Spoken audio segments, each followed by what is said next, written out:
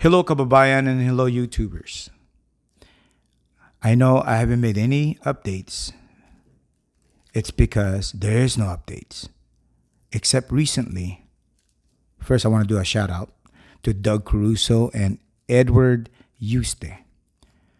Those are our two active members in our group that actually follow pretty much everything that's going on in the Philippines. And they are very well informed. They notified me and advised me of what's going on in the Philippines. That there's some issues that the Philippine government is not accepting documents coming from CVS, RITE AID, or WALGREENS. I told them that I will make some research before I make any statement or before I make any videos. I know it took me several days to make this video. It is because I'm not 100% yet. I wasn't ready. But today, I'm pretty much convinced now that I know enough to be able to give you guys the actual update. So that's the issue, that the government in the Philippines is not accepting documents, especially if your document states it came from a clinic, it came from a pharmacy, or it came from a place that is not a healthcare or is not from a hospital. So if they see anything dealing with words that, or if they see anything in your document that contains words such as clinic, laboratory, pharmacy, right away they deem it invalid test. So that's the issue. I checked my CVS document.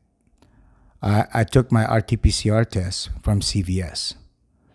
It does not say anything about it came from a pharmacy or a clinic or a laboratory. It doesn't indicate that at all on my papers.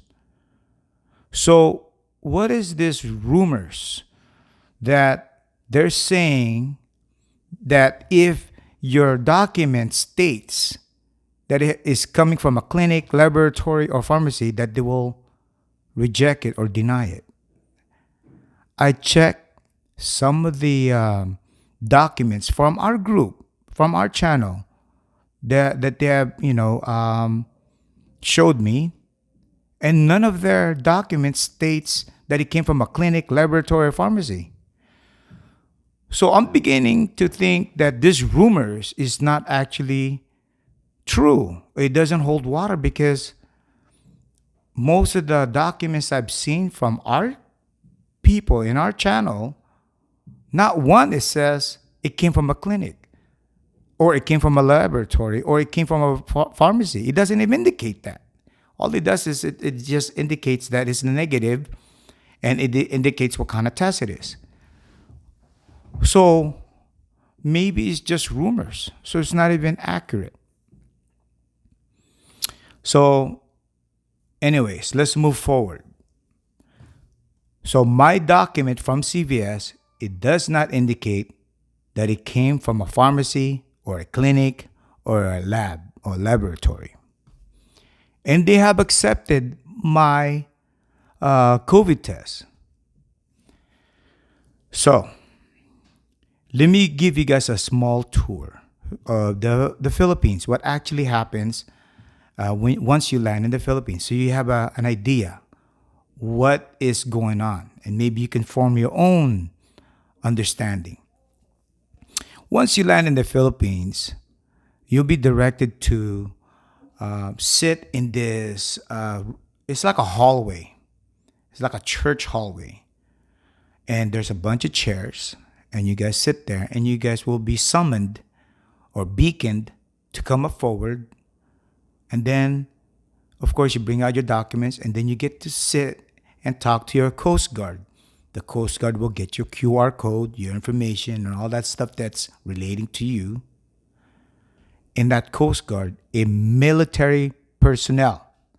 If you guys don't know what Coast Guard are, Coast Guard are like a navy, navy, the military navy, but they don't go far, really far from the coast of the Philippines. So they're a naval military, but they sit near the coastline or near the coast of the Philippines. They don't go far. Those guys are the one checking your information.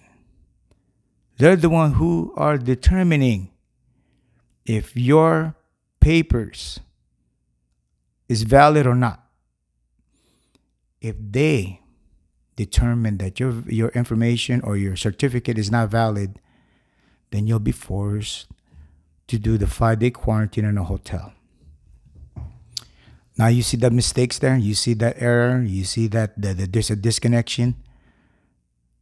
Their mistake costs you money. If you're paying $80 a day for your hotel times 5 days, that's $500. Or excuse me, $400. I'm sorry. $400. That's expensive. But if you want to go cheap, then take a cheap hotel. Basically, what I'm trying to say is their mistake, it's your money. Their mistake, you lose time because you got vacation, which you cannot recover. Their mistake, you can't attend weddings. You can't attend your funeral. Or you can't attend somebody's birthday. What I'm trying to point out here is their mistake can cost you a lot. So, now you understand what's going on. You have the IATF group who modifies rules. Does those rules get across? Does it get to the military Coast Guard personnel? Are those military Coast Guard, are they qualified? I don't know. So I believe there is a disconnect between the IATF and the military Coast Guard. I really believe if that gap between the IATF and the Coast Guard, if that gap is narrowed down to none, then we won't have these issues. A miscommunication or misinformed personnel that are deciding whether you go to quarantine or not. That's the problem that I see. Notice, I'm not going to talk about corruption or I'm not going to talk about negative stuff. I'm just pointing out the possibility of what's causing this whole glitch. I'm calling it glitch because I want to remain positive. All right, so here's the news. April 6th.